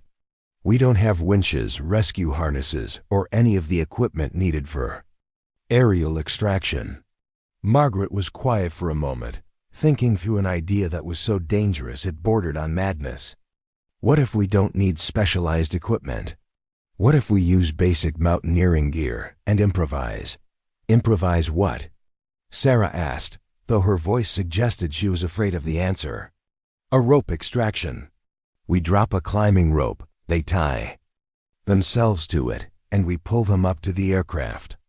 The silence in the cockpit was deafening. Margaret could feel her crew members staring at her as if she had suggested they attempt to fly to the moon. Margaret, Jake said finally, that's not improvising. That's attempting something that has never been tried before, in conditions that would challenge a military special operations team. It's been tried before, Margaret said. In World War II, there were several instances of aircraft extracting personnel using rope systems. The technique is called the Fulton surface-to-air recovery system. That was with specially designed aircraft and equipment, David pointed out. We're talking about a standard civilian aircraft with no modifications. Margaret keyed the radio. To contact Hillsborough Airport. Hillsborough Airport operations. This is 427 Alpha Charlie. We need you to contact the local climbing gear stores and have them deliver the longest, strongest climbing rope they have, along with mountaineering harnesses and carabiners. We need it at the airport in 30 minutes. 4-2-7- Alpha-Charlie, what exactly are you planning? We're planning to extract the Chen family using a rope system, Margaret said. It's dangerous. It's never been attempted in these conditions, and it might not work. But it's the only chance they have. The return flight to Hillsborough Airport was a nightmare of turbulence and ice conditions. The storm had intensified even further, and Margaret was beginning to wonder if the aircraft would hold together long enough to complete their mission. Ice was accumulating on the wings and windscreen, and the engine was running rough due to carburetor icing. Engine temperatures are rising again, Jake reported. We're losing power. Margaret applied carburetor heat and felt the engine smooth out slightly, but she knew they were pushing the aircraft beyond its design limits. We need to complete this mission quickly. The aircraft isn't going to survive much more of this weather. When they landed at Hillsborough Airport, Margaret was amazed to see that word of their rescue attempt had spread throughout the aviation community. There were dozens of people gathered around the aircraft, including representatives from climbing gear stores, aviation mechanics, and even some reporters who had somehow learned about their unauthorized rescue operation.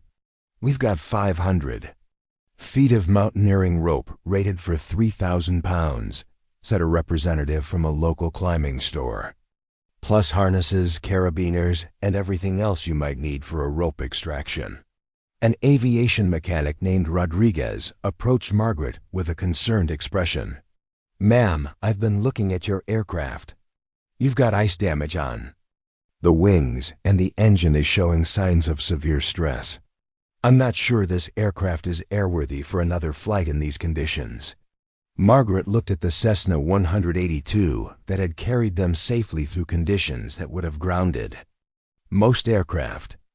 The wings were covered with ice, the propeller showed signs of damage from ice impacts, and the engine was making sounds that suggested it was operating at the limits of its capability. How long do we have? She asked. Maybe one more flight, Rodriguez said. After that, you're going to need a complete inspection and probably major repairs. Margaret looked at her crew, all of whom were showing the physical and emotional strain of their ordeal. Sarah was pale and exhausted. Jake was moving slowly, as if every muscle in his body ached, and David was rubbing his temples as if fighting. A severe headache. Last chance to walk away, Margaret said. What we're about to attempt is more dangerous than anything we've done so far. Those kids are still up there, Sarah said, her voice hoarse but determined. I'm going back up. Me, too, Jake said. But Margaret, I need to ask, have you ever attempted anything like this before? Margaret considered the question carefully. No, she said finally. But I've never walked away from a mission when people's lives were at stake. I'm not starting. Now, the flight back to Mount Hood was the most challenging flying Margaret had ever attempted. The aircraft was struggling against the ice accumulation and engine problems, and the turbulence was so severe that she had to fight constantly to maintain control. The rope and climbing gear in the cargo area added weight and shifted the aircraft's center of gravity, making it even more difficult to handle. I'm losing the thermal imaging signal again, Sarah reported. The heat signatures are getting weaker. How much time do we have? Margaret asked. Maybe an hour, Sarah said. After that, hypothermia will make them too weak to help with their own rescue. When they reached the coordinates where they had left the Chen family, Margaret began a series of low passes to assess the situation.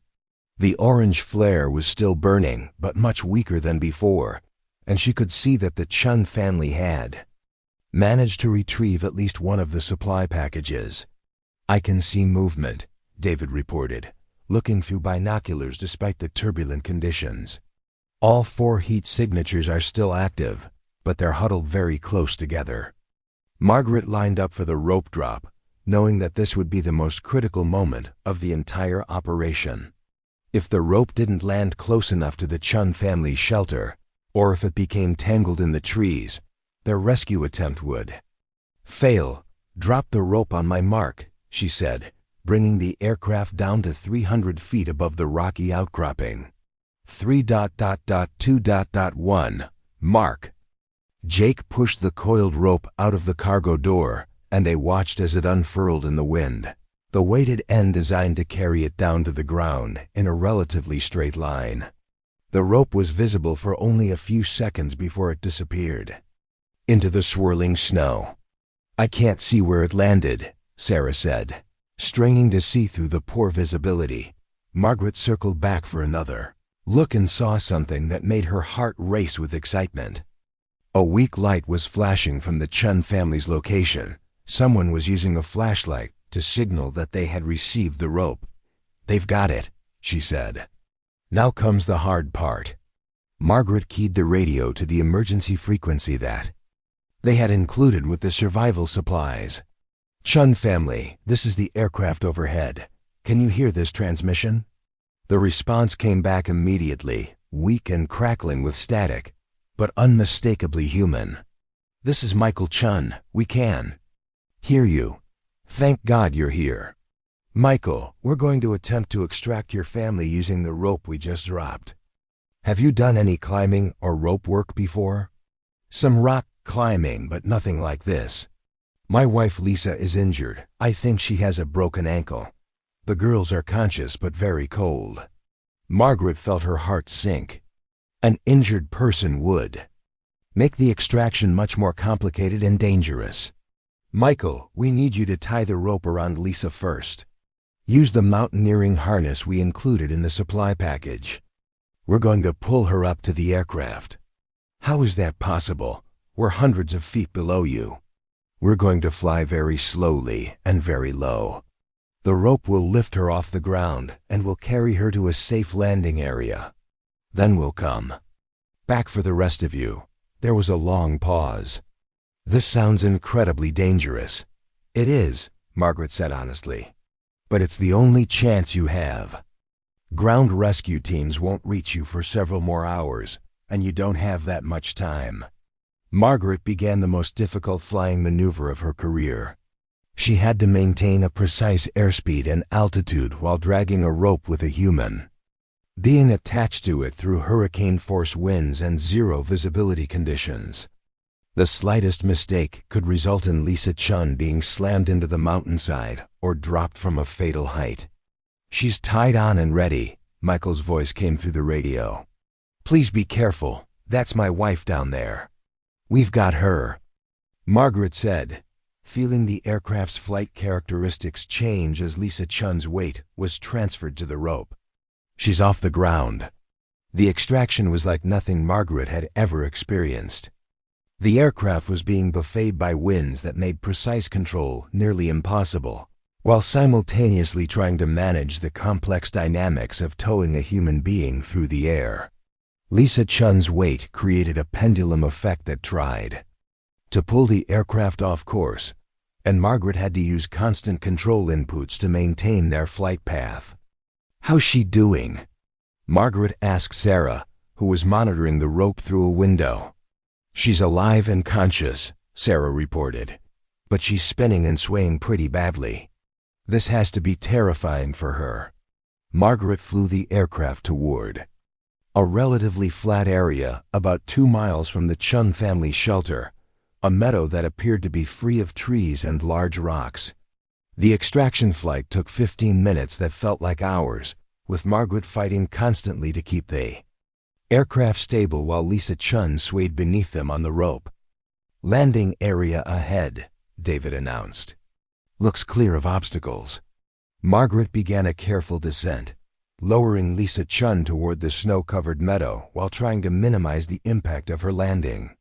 When Lisa was about 10 feet above the ground, Margaret called out over the radio, "Lisa, we're going to lower you to the ground now. Try to land on your feet and roll if possible." The landing was rougher than Margaret would have liked, but Lisa Chen was safely on the ground and conscious. Margaret circled overhead while Jake reeled in the rope, preparing for the return trip to extract the remaining family members. "Lisa is down and safe," Margaret transmitted to Michael Chen. "We're coming back for the girls." The second extraction was even more challenging because they were taking both 8-year-old girls at the same time. Emma and Sophie Chen were light, enough that they could be secured to the same rope system, but their smaller size made them more vulnerable to the effects of the wind and cold. "Hold on to each other and don't let go," Margaret instructed the girls over the radio. "This is going to be scary, but we're going to get you down to your mother." The flight with Emma and Sophie was the longest 15 minutes of Margaret's life. The 2 girls were spinning and swaying on the rope beneath the aircraft, and she could hear their frightened cries through the radio. Margaret had to use every skill she had learned in 20 years of flying to keep the aircraft stable while transporting the most precious cargo of her career. When she finally lowered the girls to the meadow where their mother was waiting, Margaret felt a wave of relief that nearly brought tears to her eyes. 3 members of the Chen family were safe on the ground, with only Michael remaining on the mountain. "Your turn, Michael," Margaret transmitted as they flew back to the rocky outcropping. "You're the last one." "Thank you," Michael's voice came through the radio, heavy with emotion. "I don't know how to thank you for what you've done. Just get in the harness and let us bring you home to your family," Margaret said. The final extraction went smoothly, with Michael Chen proving to be an experienced enough climber to help minimize the swaying and spinning during the flight. When Margaret finally lowered him to the meadow where his family was waiting, she watched through the aircraft's windows as the 4 members of the Chen family embraced each other in the snow. "Search and Rescue Command, this is 427 Alpha Charlie," Margaret transmitted. "We have successfully extracted all 4 members of the Chen family from Mount Hood. They are on the ground at coordinates ... She read off the GPS coordinates of the meadow. 4-2-7- Alpha- Charlie. Confirm that you have extracted all 4 survivors from the mountain? Confirmed. All 4 members of the Chen family are safe on the ground.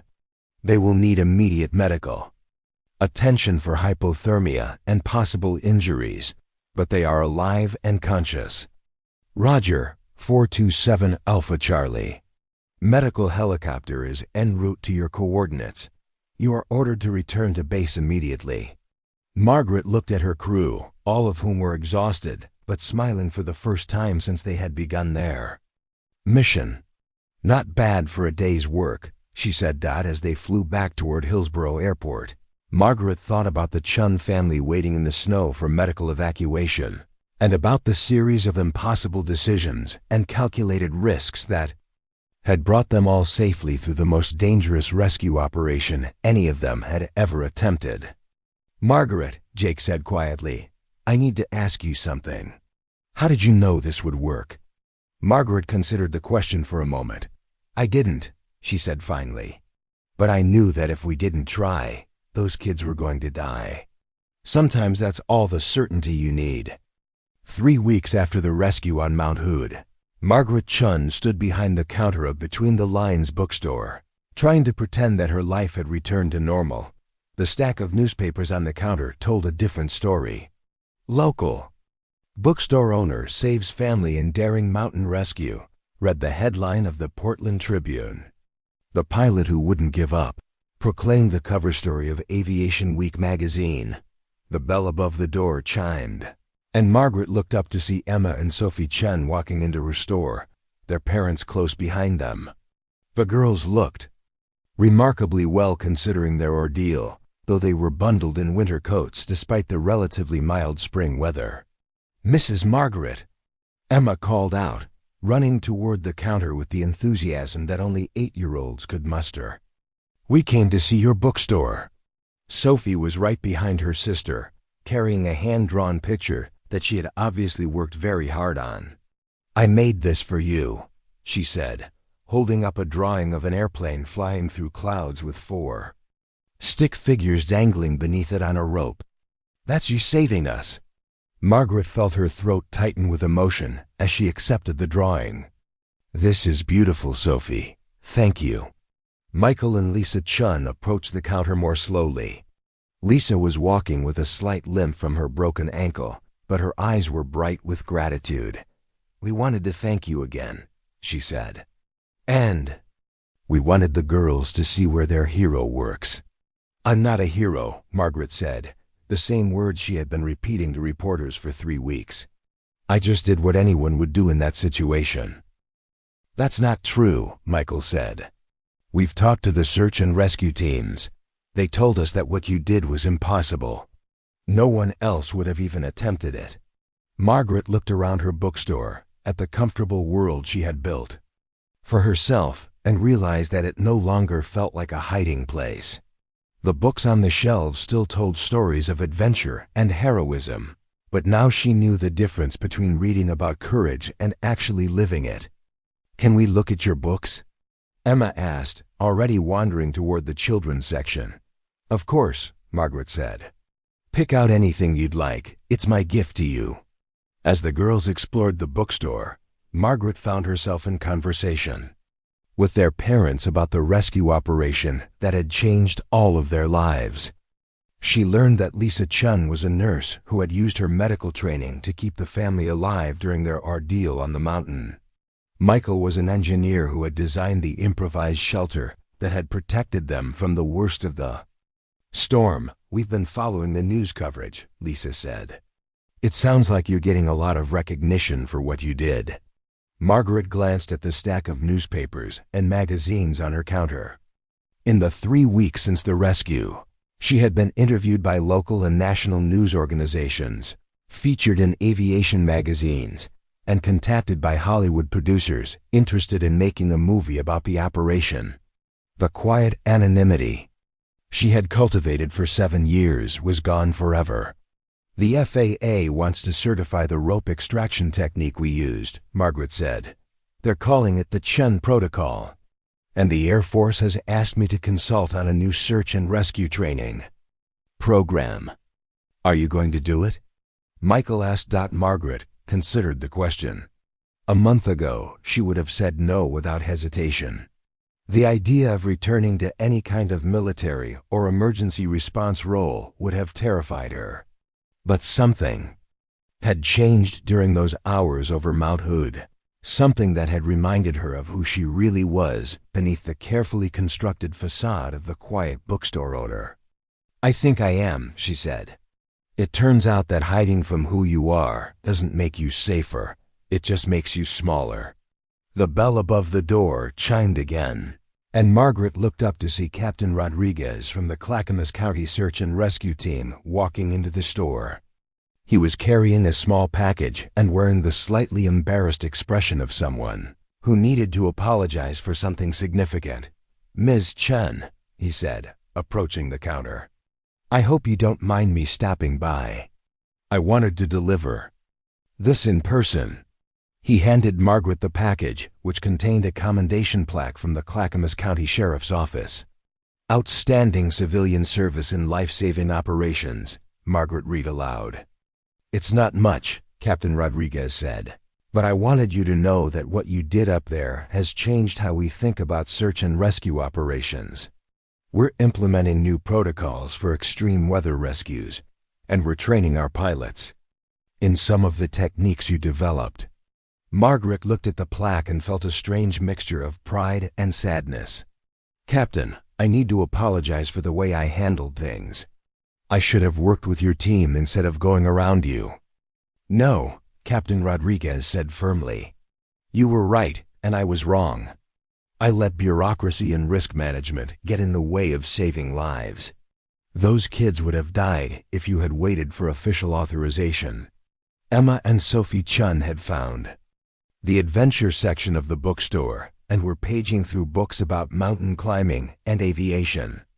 Margaret watched them reading with the same intensity that she had seen in their eyes during the rescue operation, and she realized that their experience on Mount Hood had not made them afraid of adventure, it had made them more curious about it. "Mrs. Margaret," Sophie said, looking up from a book about Amelia Earhart, "were you scared when you came to save us?"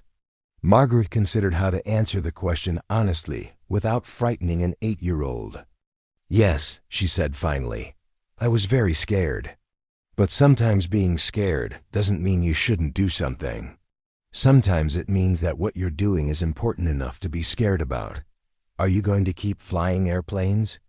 Emma asked. Margaret looked at the two girls who had changed her life simply by needing help, and felt something settle into place that had been missing for 7 years. "Yes," she said, "I think I am." After the Chen family left the bookstore, Margaret sat alone among her books and thought about the choices that had led her to this moment. 7 years ago, she had walked away from flying because she was afraid of the responsibility that came with having skills that could save lives. 3 weeks ago, she had discovered that the real responsibility came from having those skills and choosing not to use them. The bell above the door chimed again, and Tom Bradley walked into the store carrying a manila folder. "I thought you might want to see this," he said, handing Margaret the folder. Inside were several job offers. The Coast Guard wanted her to head up a new extreme weather rescue program. A private aviation company was offering her a position developing search and rescue techniques for civilian applications. The Air Force was asking her to return to active duty as a test pilot for new rescue aircraft. "What do you think?" Tom asked. Margaret looked around her bookstore one more time at the shelves of books that had been her refuge and her prison for 7 years. She thought about all the stories she had read about heroes who had to choose between safety and purpose, between hiding and serving, between the life they had built and the life they were meant to live. "I think," Margaret said, "that some stories are too important to remain unfinished."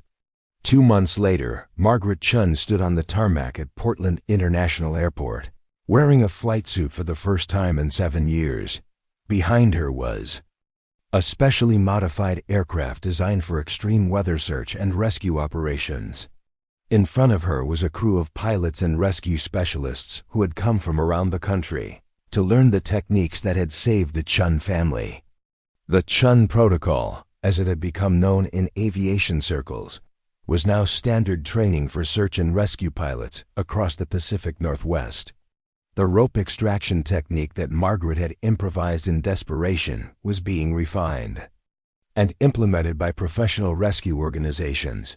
But more importantly, Margaret had rediscovered something she had lost 7 years ago, the knowledge that her skills and experience could make the difference between life and death for people who needed help.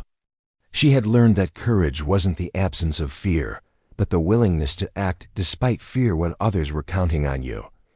Emma and Sophie Chen sent her letters regularly, usually accompanied by drawings of airplanes and stories about their own adventures.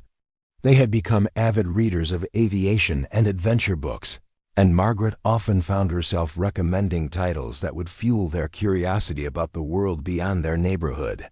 The bookstore still existed, but Margaret had hired a manager to run it while she traveled around the country training search and rescue pilots. Between the Lines had become something different from what she had originally intended, not a hiding place, but a launching pad for the next chapter of her life. As Margaret prepared for her first training flight with the new search and rescue program, she thought about the inscription she had written in her pilot's logbook after the Chen family rescue.